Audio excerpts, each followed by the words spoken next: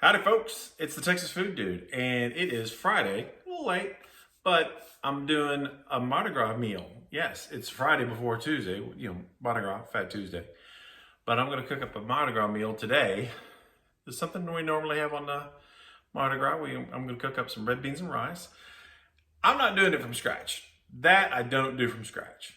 I lend the expertise to Zatarain's. Really good. They do no wrong, they do no bad. So I'm just going to cook everything by the instructions.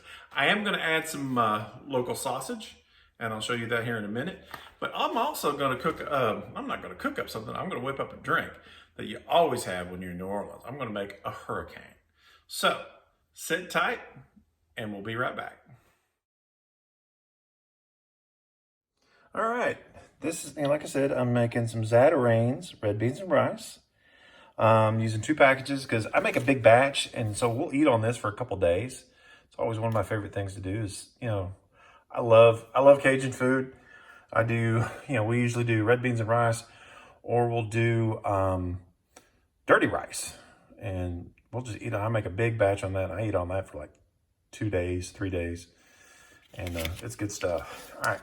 I'm adding Slovacek's beef sausage.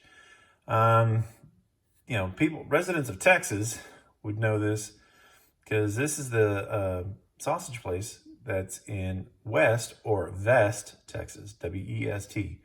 That's on I-35. And they make some really good meat products.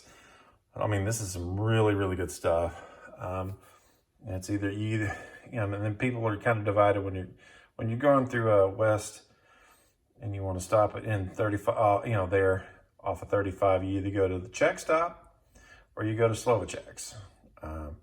Czech stop's got some great sandwiches, a lot of great sandwiches and kolaches, but Slovacek's got a lot of good stuff too. I like a lot of their meat. Like I said, I like a lot of their meat products. So, all right, I'm going to slice up this sausage, and I'm going to get the pot going for the rice, and so we'll be right back. Here goes the butter with 6 cups of water. And here goes 2 pouches of red beans and rice mix. And here is a pound of sausage sliced up in bite-sized bites. All right, now I'm going to stir this up and then bring it to a boil. Once it hits boil, I'm going to let it reduce it down and let it simmer for 25 minutes. All right, check it in on the mixture, and it is still trying to get to where it's going to boil. So stir it some more. Can't hurt. Can only make everything taste better once it's all mixed together. And this is something also to keep in mind. If you're using a box dinner like Zatarain's, or maybe Tony Cacciatore, whoever, and somebody gives you guff about it, are they paying your bills? Are they allotting your time? Then they can go kick rocks. Because, something like this, normally this takes hours and hours to do. You got to do the beans, you got to do the rice, you got to do this, you got to do that. Got to have all those spices together. No. Your time is your time. It's no shame to use a box dinner for something like this. Now, if there's something that you like to do by scratch, by all means, do it by scratch. And there's no shame, and don't cast any derision on anybody that chose to do something with a box dinner like that. Cooking's fun. You get to where you cook with your kids or your spouse or whoever, your friends. That's great. If they've got something that they do by scratch, by all means, do it by scratch.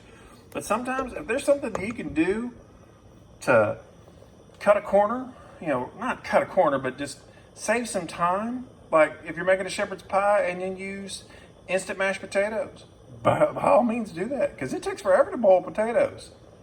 You got to boil them, you got to mash them, you got to do all that other stuff. You use instant mashed potatoes for the covering on a cottage pie or a shepherd's pie, go right ahead. It saves you, I don't know what, 30, 40 minutes. Shoot, then you can eat faster. or eat sooner, I should say. You can eat sooner. But, you know, if anybody gives you any guff about, you know, cooking, you know, using a box dinner, tell them to kick rocks. Are they paying your bills? No, they're not. All right, and now we're boiling. So we're gonna reduce the heat. And we'll be right back. Okay, we got about 2 minutes to go with this, but always remember to stir this periodically. You don't want it sticking to the bottom of the pan. But this looks really, really good. The rice is starting to plump up, cook up. Oh yeah, it looks really, really good. Like I said, if anybody gives you guff about using a box dinner on something like this, you just tell them to kick rocks. Amen. That's right. Thank you, Peanut Gallery. All righty, let's go. It's been 5 minutes since it's been finished boiling. Look at that. It looks so good. It looks so good. Here's my obligatory bad Cajun accent. It look good. Don't it look good? That's really bad, and I probably offended some people, and I'm sorry.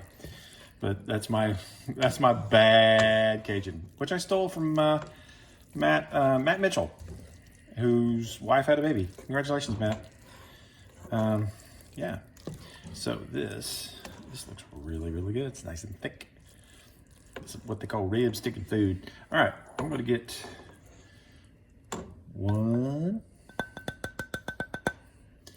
and a 2. Oh my Lord, this is hot and steamy. So it's gonna be hot on its own. All right. So, see that? See that? So, get me a nice little spoonful.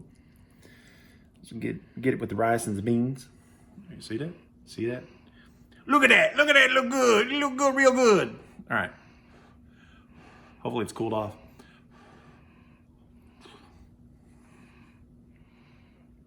Oh yeah, it's really good. I'm trying not to set my mouth on fire because it's so dang hot, and it's not spicy. Now, if I wanted to spice this up, I could go to my friend Chipotle Tabasco. Good stuff. I don't do the normal. I mean, I've done the normal Tabasco, but I like the Chipotle because it's smoked jalapenos. It's really good stuff. I've talked about it in the past. All right, now I'm gonna have a piece of this sausage.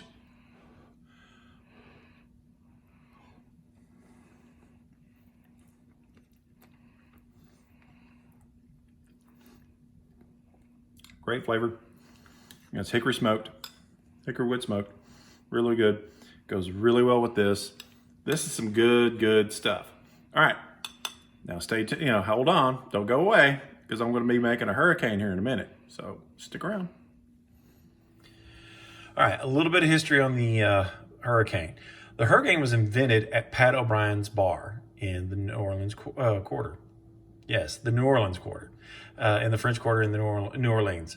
And the whole thing was that during the 40s, O'Brien had been stuck with a bunch of low-grade rum.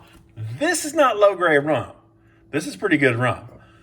But he had gotten a lot of low-grade rum, and he wanted to get rid of the stock to make room for like scotch and whiskey and all that. And so he figured he could make something really, you know, a blended drink to give to the sailors that were there in New Orleans, because during the 40s you had the war going on, so it was a big spot for shipping and for the Navy and all that there in New Orleans. So they had a lot of trade from the sailors. So this is how you do the hurricane.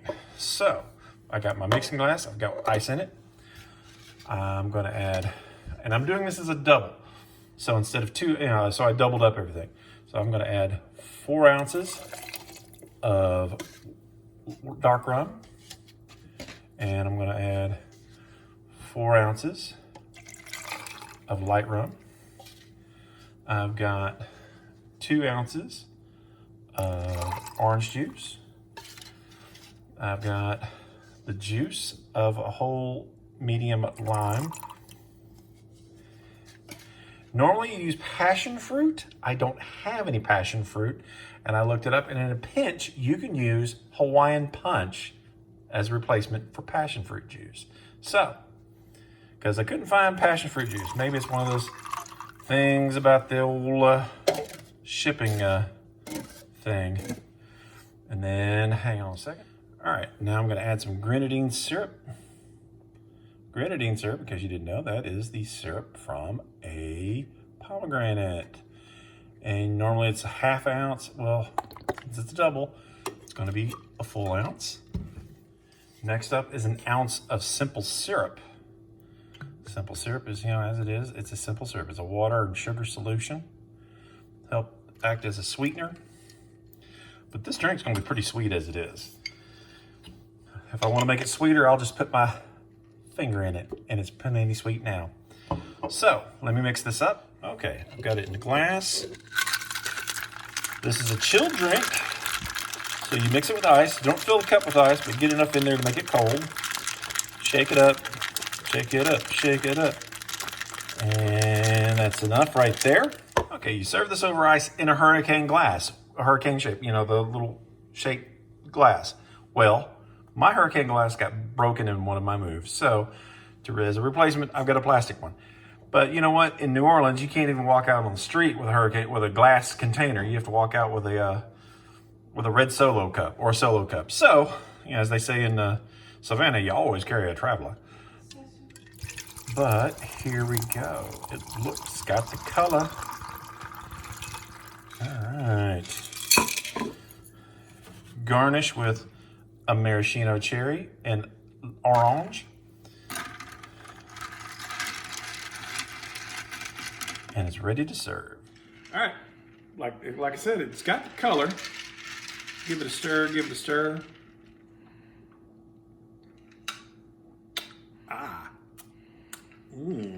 That's very good. Dangerous. Stormy weather. Stormy weather is what they used to use. Back in the day, O'Brien's used to be a speakeasy during the Prohibition era, when the alcohol was banned. And the password to get into O'Brien's speakeasy was stormy weather. This is good. So delicious, it's dangerous. Oh yeah. Well, I want to wish everybody a bon temps brûlée, so let the good times roll when you have Mardi Gras on Tuesday.